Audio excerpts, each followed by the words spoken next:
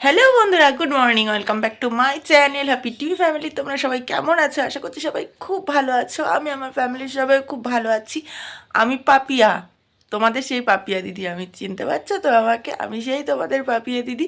চলে আসলাম নতুন মিষ্টি ব্লগ ভিডিও নিয়ে তোমাদের সামনে। তো দেখতে পাচ্ছ আজকে হলো গিয়ে বুধবার। এখন বাজে সকাল 7:30। এখন থেকে আমার নিউ ব্লগ স্টার্ট করে দিয়েছি। আর এখনও আমার রাজকন্যা রাজার বেটি এখনও ঘুমাচ্ছে, ঘুম থেকে ওঠেনি। আর এইদিকে বিছনাপত্রের এই অবস্থা। বড়মশাই চা খেয়ে চলে গেছে কাজে, আর আমার কাজকর্ম কিচ্ছু হয়নি এখনো বন্ধুরা, এখনও কিচ্ছু হয়নি। তো চলো এই পাশটা বিছনাটা গুছিয়ে নিই, গুছিয়ে টুছিয়ে নিয়ে তারপরে অন্য সমস্ত দিকের কাজকর্মে হাত দেওয়া যাবে। এখনও ঘরবাড়ি ঝেটানো হয়নি, শুধু বড়মশাই গেছে দুয়ারগুলো ঝেঁটিয়ে জল দিয়েছি, কিন্তু ঘরবাড়ি এখনও কিছু ঝেটানো হয়নি। এতক্ষণ বসে বসে জল কাটছিলাম, দাঁতে যন্ত্রণাটা কমেছে, বাট ঠান্ডা জল লাগলে কুনকুন কুনকুন করে উঠছে।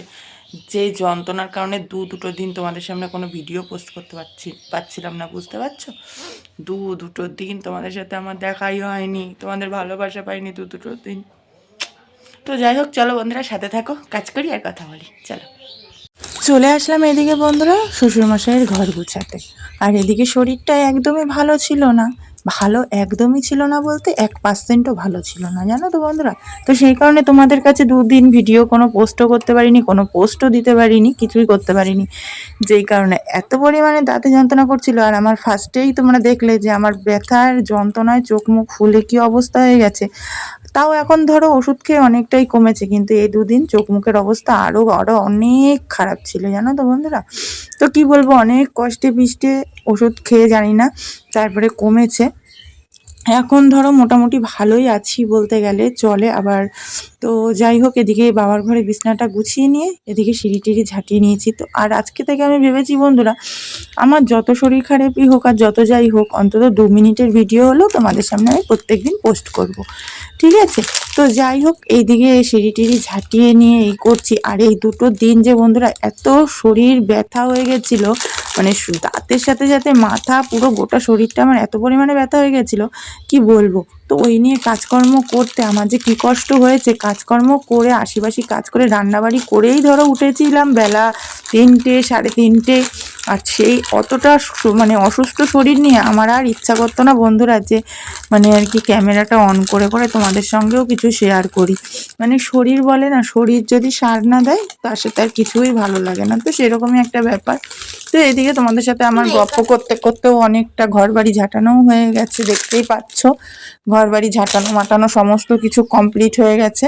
এখানে এইটুকুনি ঝাঁটিয়ে নিয়ে এবার সমস্ত নোংরাটা বার করে দেবো, বারটার করে দিয়ে নিয়ে তো চলো এবার হচ্ছে গিয়ে ইয়ে করে নিই, বারটার করে নিয়ে তারপরে ঘর দুয়ার মুছবো। এখনো অনেক কাজ আছে, কাজ এখনো কিছুই কমপ্লিট হয়নি বললেই চলে বন্ধুরা।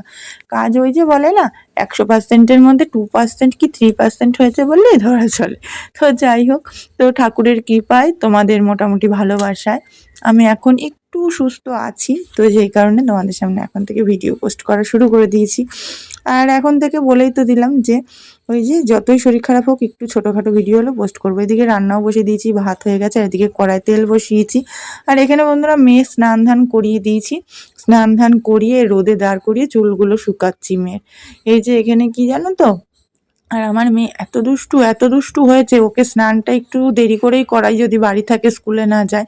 কেন বলো তো, বাড়িতে থাকলে ওর যত খেলা হবে, ওর যতই খেলনা আমি বার করে দিই না কেন, তবু ওর খেলনার সাথী হবে ধুলো মাটি কাদা। তো এগুলোই ওর খেলার সাথী হয়। তো সেই কারণে বাড়ি থাকলে একটু বেলা করে স্নান করাই, যাতে করে স্নান ধান করে আর নোংরা না ঘাঁটতে পারে। তো সেই কারণে তো আমি এখানে বললাম যে বসে থাক রোদে, রোদে বসে থেকে তারপরে এমনি যা খেলা কর। আর এখানে এই দেখো রেডি টেডি হয়ে বেরিয়েছি। কোথায় যাচ্ছি জানো? বলছি দাঁড়াও। এখানে রেডি হয়ে ডাক্তার আরেকবার বলেছিল যে দাঁতের জন্য যেতে, তো ওখানেও যাচ্ছি। তো এই ডাক্তারখানা থেকে ঘুরে এসে এত পরিমাণে মানে কি বলবো, যে এত পরিমাণে আমি উপকার পেয়েছি। 2-3টে ডাক্তার দেখিয়েছিলাম এই 4-5 দিনে। এত দাঁতে যন্ত্রণায় আমি 2-3টে ডাক্তার দেখিয়েছিলাম, কিন্তু কিছু করার ছিল না। তো লাস্টে যে ডাক্তারটা ছিল বন্ধুরা, খুব খুব খুব ভালো ওষুধ দিয়েছিল। মানে একটা যে ডোজ দিয়েছিল ওই এক ডোজে আমার ঠিক হয়ে গেছে। তো এইদিকে বাবা আর মেয়ে, এই যে আর মেয়ে এবার এই দেখো উঠে পড়েছি। এবার 3 জনা, 2 টোনাটুনি আর সাথে মেয়েকে নিয়ে চললাম ডাক্তার বাড়ি। দাঁতের যন্ত্রণা এত পরিমাণে করছিল, এত পরিমাণে করছিল যে পাগল হয়ে যাওয়ার মতন অবস্থা। বরমশাইও দেখে ঘাবড়ে গেছিল।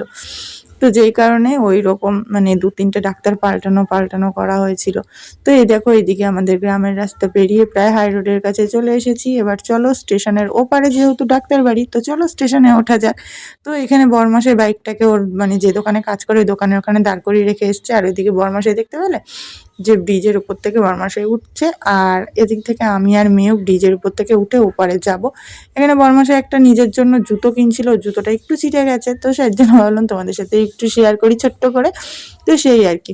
তো যাই হোক বন্ধুরা, চলো আজকের মতন কেমন লাগলো আমার ছোট্টখাট্ট ব্লগটা, সত্য শরীর খারাপ নিয়েও তোমাদের সামনে যতটুকু পারলাম বন্ধুরা শেয়ার করলাম।